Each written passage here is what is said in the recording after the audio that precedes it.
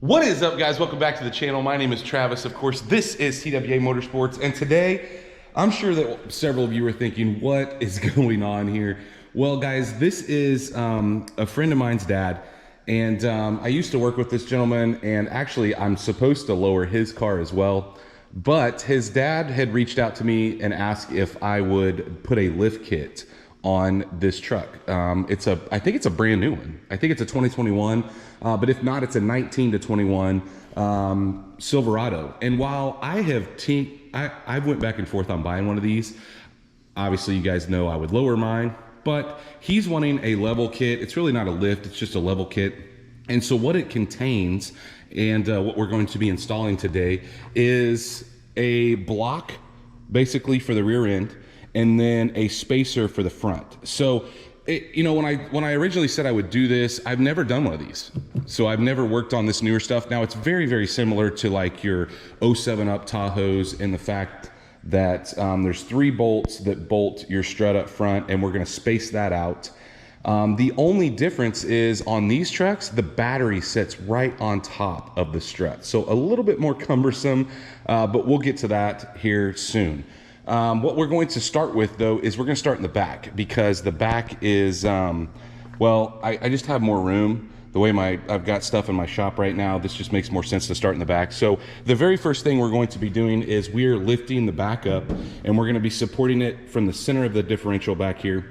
Now, just know that you need to block the front wheel. I've got my wheel chocks up here in the front. You can see those right there. Guys, those are super handy. I never use those before. I always use bricks, but get your set of those. I'll list them in the description down below. But once we get the back off the ground, we are also going to take the wheels off just to make my life a little easier. And he also has some wheel adapters because he wants to bring those wheels out to make it look more aggressive. And so while I'm not a lifted guy, I think it's going to look really, really good when we get all finished up. So the very first thing we're going to do is we're going to slide the jack back here in the back. We're going to lift on the differential, and then I'm going to put some jack stands on the frame up close, like as close as I can get to the back.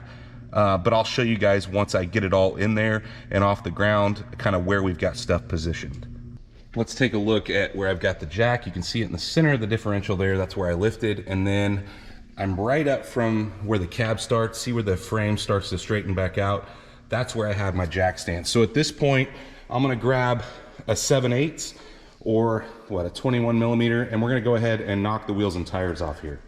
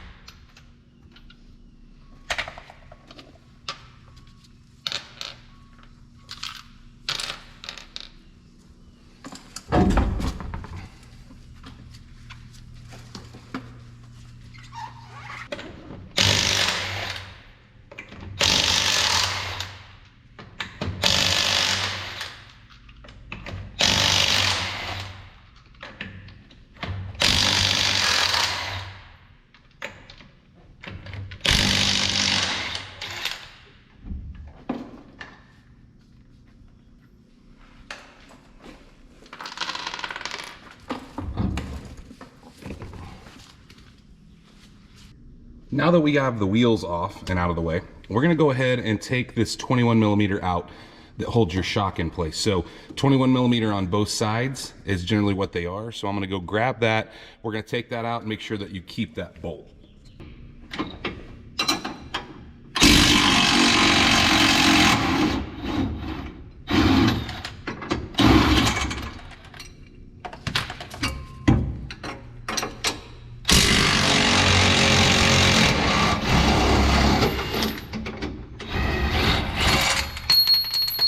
Once you see we've got that shock loose, and I went ahead and took them off on both sides, we're gonna go ahead and tackle the U-bolts. So what we need to do is these are 21 millimeters. Now guys, normally if this truck were older, if it wasn't so new, I think it's only got like 9,000 miles on it. So if it were older, I would probably spray some WD-40 on this, and it wouldn't hurt to do it now, but I think this is new enough we're not going to have an issue. So we're going to go ahead and take these 2 U-bolts out. I don't know that my camera is going to be able to show you guys me doing that, but I'll sure try. But we need to get this bottom plate off and the U-bolts out. Now, the other thing I did, I put a jack stand. Generally, because we're doing one side at a time, the rear end won't fall too much. But just in case, I did put another jack stand under here to support the rear end if it started to move too much.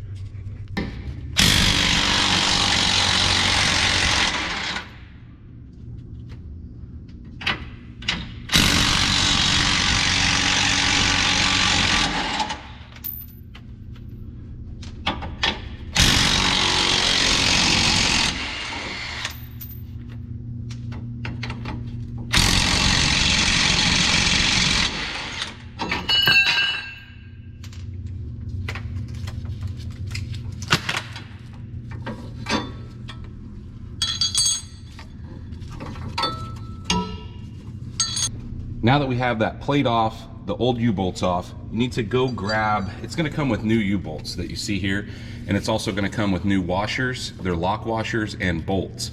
But the reason why we have to have new ones is because we're gonna be putting that spacer in between the leaf pack here and the rear end to get our lift. And so your stock ones they're just not long enough, which is good. You don't want a ton of that just hanging down. But another thing you need to make sure of is that your stock bottom plate, make sure that your holes are big enough to accommodate the new U-bolts. So these happen to be, which is awesome because this is incredibly hard to drill because it's just hardened steel. So I'm glad that they fit, but some of these you may have to clearance a little bit in order to get the new U-bolts that come with the kit in. So at this point, I'm gonna grab a pry bar and we're gonna see if we can pry this apart to get that in. If not, we may have to loosen the other side just a little bit to give us what we need as far as going back and forth. I'm also gonna let a little pressure off my jack and see if that might help us out as well. But your block looks like this, and there's a centering pin on the middle of your rear end, and so the centering pin goes here in the center, and then obviously the top of it goes in the leaf pack. But these are tapered, and so normally they would have labeled front or back, but if you look at this, it's kind of hard to see, but the bigger section, this back here, goes in the back, and that's to keep your pinion angle correct. So just make sure that if it has a taper at all, your taper goes towards the front. So the smaller end goes towards the front. It would literally look like this once we get it in. So I'll see if I can get a pry bar in here and let a little pressure off the jack and see if we can get this thing in. So actually, without even using the pry bar, I was able to get enough room, I think, to sneak this in. I might have to lift it just a little bit, but we want to make sure, like I said, that taper goes towards the front.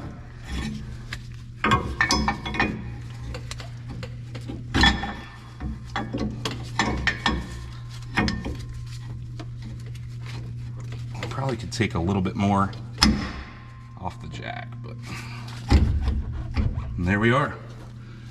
So now what I'm going to do is I'm going to lift that back up. We're going to go ahead and set these guys in place. You can see what I'm talking about. It comes with new washers, and they're lock washers, like I'd said. Take these off, put the other one on, and get the plate on the bottom and get them started at least. Now the reason I'm not going to tighten these up, I'm just going to get the plate on and get it started because we want to try to get the rear end kind of aligned. It's kind of moved over a little bit. When we lift it back up, it'll go back into place, but I want to go ahead and put both of them in both sides before I go torquing anything, just for alignment reasons.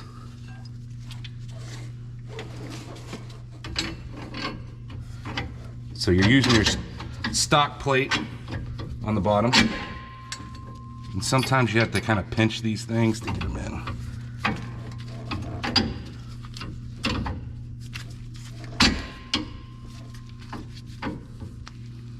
And like I said, we'll start the washer and the nut on the bottom here.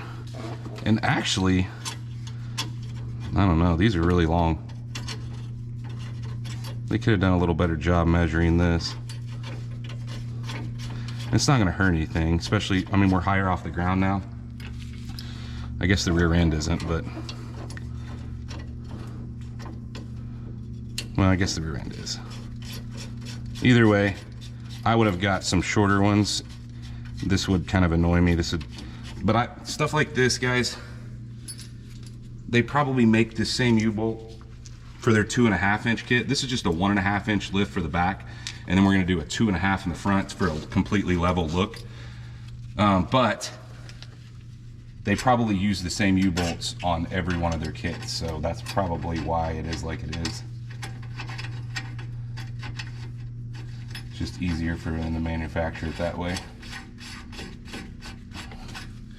So once I get these on, like I said, I'm gonna lift the rear end up, and then I will run these down to snug, which I'm really hoping that my socket's deep enough.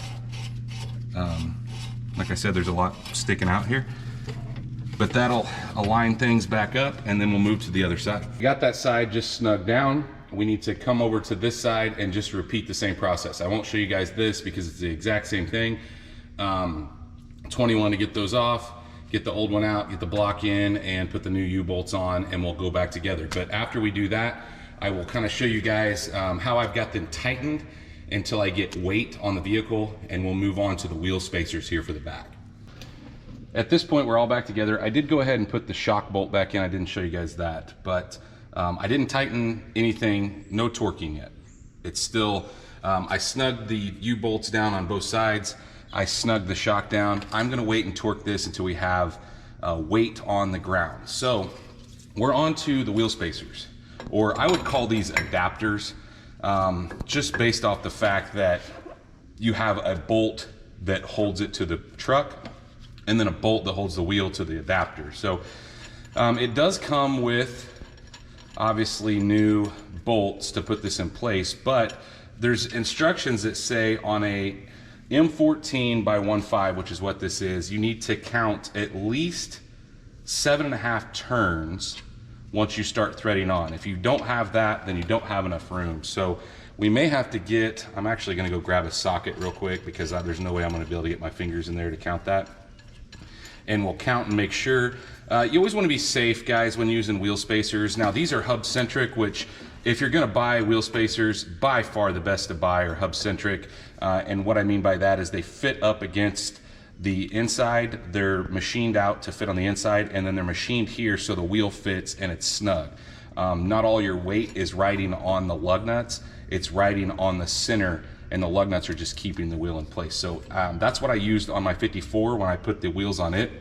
And so while it's not my favorite method, I understand what he's trying to get here, and that's to push the wheels out, make it look a little more aggressive. And this is pretty commonplace. I'll list a good brand down below. He actually bought, these are billet and seem to be really well made, so nothing wrong with these. The two things that you want to watch for though is how far you can thread it in. 7.5 threads on this one, and then we want to make sure that our factory lug nuts don't bottom out, because if they do, they're closed in. You may have to trim off or get a different spacer altogether, but I think we're going to be good here. Let me just go get a socket, and then we'll count how many revolutions we can get. So I'm hoping my socket, you're going to need a pretty small socket to fit in there, but let's see if we can move it to an area where we can start counting. There's 1, there's 2, 3, 4, 5, 6, 7, 8. So we're good, and we're still not even close to tight. But you want to make sure of that stuff. The instructions say that for a reason, guys, and they're just trying to keep you safe. The other thing about spacers that a lot of people don't know is they need to be torqued. We're going to torque these to the factory specs, but you need to torque them about, I would say at the 100-mile mark, you would need to take your wheel off and check them. And then again, maybe at the 500 mark. And then probably, I'd probably check them every oil change at that point. So just to be safe, on the safe side. The other thing, guys, don't just hammer these down with an impact because you'll crack them. Literally use the manufacturer's recommended torque specs on the wheel itself, same as you would on the wheel, and then the wheel to the spacer will use the same torque specs, which makes it a little bit hard. I'm gonna have to use a pry bar. I may have my son come out and help me while I torque these down. But we'll get these snug down, and I'll get you guys a torque spec. We'll get the wheel on, and we'll go from there. The torque spec on these guys is, it is 140. So that's gonna be fun to get to without a wheel on. So, you know, most of the time you run them down snug and you torque them down when the wheel's on the ground. Well, you can't do that with these spacers. So what we're going to do is I've got a pry bar that we're going to use up against the threads, and you just want to be careful not to mess up your threads. Try to stay as far in as you can. I'm gonna have my son come out here and hold this while I'm torquing these down to 140. Then we'll get the wheel on and we'll torque the wheel to 140. Now that we've got it on the ground, we're gonna go ahead and torque these to 140 just like we did the adapters, and then we'll be able to slide under the truck and torque everything down since we have the weight on the suspension.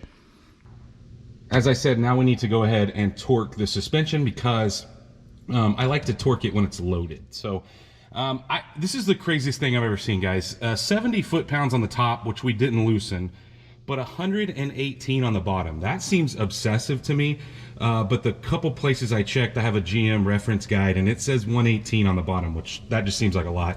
As far as the U-bolts go, it depends on what size they are. These are closer to 9/16, so I'm gonna take them to about 90 foot-pounds. If they're 5/8, I'd take them to 100 to 110 per the instructions. So it doesn't tell you what size they are, you just have to measure it, and these are really close to 9/16, not quite 5/8. So I'm gonna go to about 90 on those, and then 118 on the shock itself. And then at that point, guys, we will be able to move to the front. We've got everything torqued down in the rear, and it's definitely looking way more aggressive. So now on to the front. How the front works is we need to take off the wheel, obviously, because we're gonna be putting spacers on, but you can see, well, actually, I tell you what, let's look at where I jacked it up. There's a cross member there in the middle, right behind the engine. I've got 2 jack stands that support it on, and I will tell you guys, the frames on these 19 and ups are crazy as far as like strength. They're way thicker than anything I've ever worked on before. But you can see that we need to get these 318s out that hold this thing up top. The problem is, right above this is the battery. So what we're gonna have to do is, it looks like we're gonna have to move that tray a little bit. It gives you enough room, I think, to access that from the top. I'll probably loosen them from the bottom, but I just don't think I'm gonna have enough room without taking the battery out of place, which sucks because on the older stuff, we don't have to do that. But on this newer stuff, I guess they've changed it so you do. But we need to get that strut out of place in order to put the spacer on top of it. So I'm gonna have to pop the hood. What I'm going to do, guys, is I'm just gonna show you this side because this other side is like normal. You can see we have access to all the bolts and it won't be a problem on this side. But on the other side, because it's such a cumbersome project, I'm gonna show you guys exactly what's entailed. So I'm gonna go ahead and get all the wheels off, and then we'll start from there. We're gonna have to take a little more apart than what I thought. I thought originally I'd have enough room to drop this down, but it looks like that we're not going to. The other thing is, I think we may have enough room to sneak these out without removing the battery, because it looks like it may have enough room up top. We may have to take the inner fender liner out. We'll just have to see when we get there. But the very first things I'm gonna do is we are gonna have to knock the upper ball joint loose. So what I'm going to do is I'm gonna take all these 10 millimeters out that hold the brake lines and the ABS lines. So there's one up here, there's one here, there's one on the back here. And so we're gonna take all those out, and then I'm gonna take an 18 and I'm gonna get this loose, and I'm gonna take a 15 and get the bottom of the strut loose. The other thing, guys, is I'm going to take, move you back here, I'm going to take the center lug nut or center nut out of the axle shaft. That way we have more room. So I'm actually gonna start there. I'm gonna take that loose first. Just a 36 millimeter is what you're gonna need on an impact. Let's get that out, the 10s, get this loose, and then we'll show you where we're at. So you can see the 18 I took off here. I actually forgot to tell you guys, I had to take the 21 out of the tie rod as well, and the 18 out of the bottom of the sway bar. But now you can see we have access to get this guy out of place. So I took this guy loose because it just seems like it has a ton of pressure on it, to be honest with you. That's why I took that guy loose. But let's go ahead and use our ratcheting end or our open end wrench. Get these 18s. Like I said, I think we may be able to sneak in there and get them. That's what I'm hoping, but we're sure gonna try. I'm not even showing you guys what's going on here. So up top here, these 3 18s is what we need to get out next. So like I said, I'm gonna use my open end wrench, see if we can get those out, and then we should have the strut out of the way. I have the strut out now. And so before we put the plate on top, which is how we get our lift, we need to move this. And the reason why is normally these things would pivot the other direction, but because we have to install this 180 degrees and they don't want to pivot for me, I need to turn the strut. So I'm going to use my strut compressor to compress this strut or the spring, and then we can spin it, and then we can put it back to where it needs to be. So basically we're wanting to go the opposite of the way it is now. So see that angle? We need to make that 180 degrees from this top section that's marked, because we're gonna install it backwards. So I'm gonna go ahead and do that. I'll show you guys once I get the strut compressor set up on here, but that does take a little bit of time. You can see I've got my strut compressors on here, and I actually was able to compress it enough to turn it, but before I loosen those up, I'm gonna go ahead and get our plate up on top here, our billet plate, and I'll show you guys how that's oriented, and then we will get it tightened down, and then we'll make sure that we're good at the bottom before we go loosening up our strut compressors. Let's take a look at what we've got here. So this is where we get our lift, and so you have to monkey around with it here and get it to where they're kind of offset, so they're not, that's exactly how it needs to go. So how it connects is our new pieces are gonna thread in from the top. That's gonna bolt it to the truck. And one thing I did notice on these newer trucks, while it does come with a washer here, you need another washer. So I added just a little bit bigger washer. It probably won't pull through the top, but it made me a little nervous. It was a little too close for me. So I am gonna put one of those on, and of course that fell in there. I'll take that out real quick.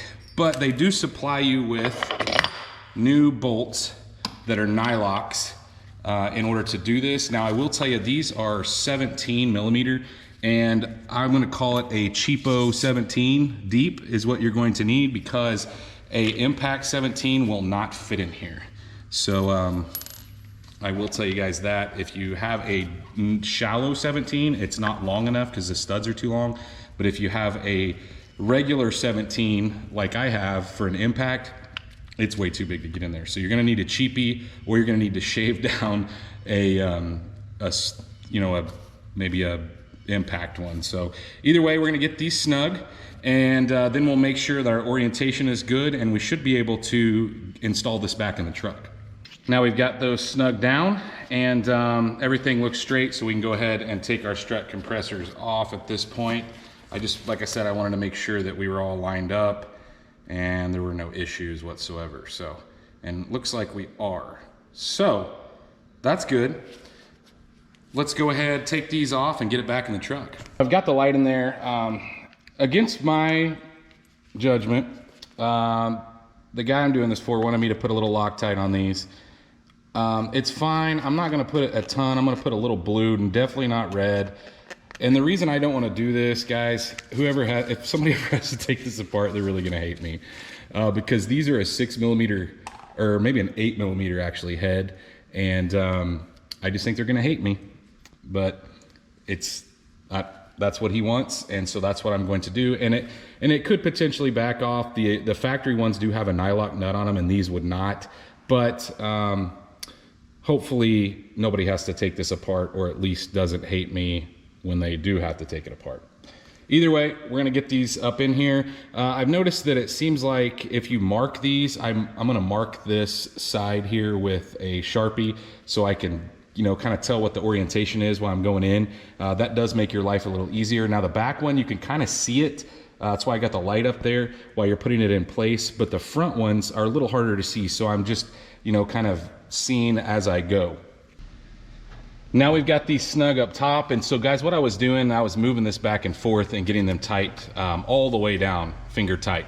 And then I took an 8mm and just snugged them down. They're not torqued down yet, but at this point we're ready to go back together. I'm gonna go grab my jack and get it underneath here and kind of lift up on this, so we have a little more, you know, room to get at least the bottom of the strut hooked back up, and then of course the upper tie rod, the upper ball joint and the tie rod in. So we're gonna go ahead, get all that into place. I will tell you guys, while you're jacking this up, keep an eye on the sway bar end link here, because it doesn't want to go, it doesn't want to come out unless you have both sides hooked up. So as you're jacking this up, make sure that you line up your sway bar end link and of course the splines here, but they shouldn't have came completely out. You should be good there, but just go slowly with the jack and you should be good.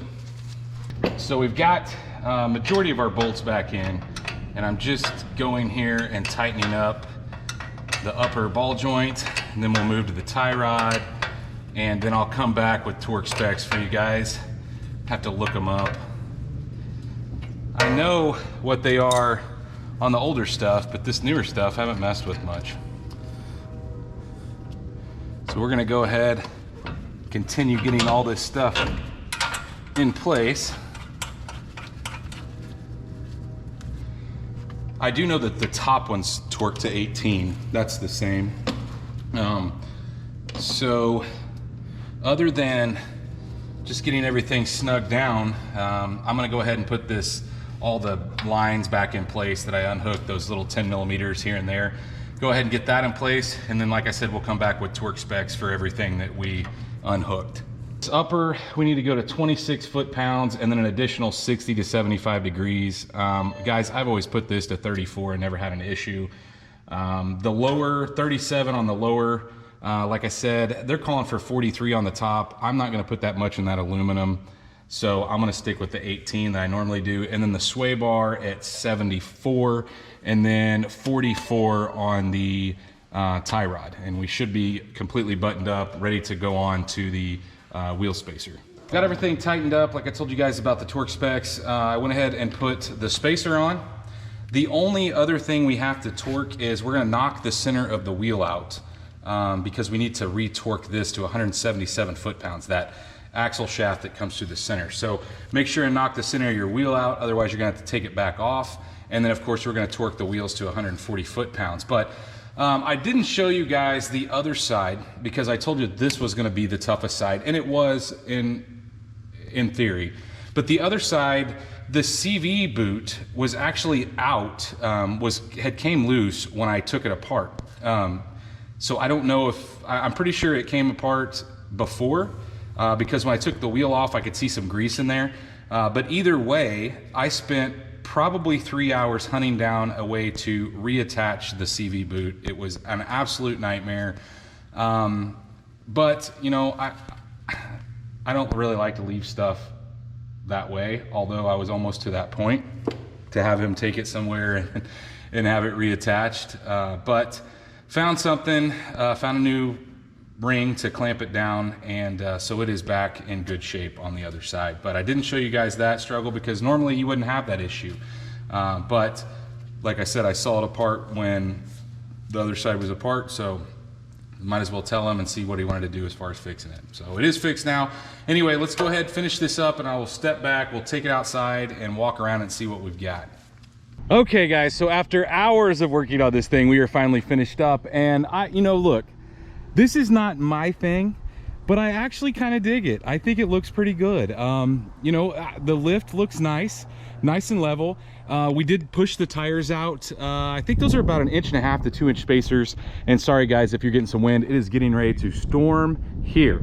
So I was happy to get this finished. He's actually on his way. Hopefully he gets here before it starts to rain and gets a good look at it. But tell me what you guys think. I know that this is uncharacteristic of me, right? To lift something. Everything here gets dropped, but you know, like I said, my buddy, he reached out to me and said, hey, can you help my dad out and put this kit in? And if it wasn't for the CV deal, the CV shaft, which, you know, had nothing to do with this and was already loose when I pulled the tire off, but if it wasn't for that deal, this would have went pretty smooth. And it's something that you can do in your garage. I will tell you guys, yes, I would take all the parts off in the front that I showed you.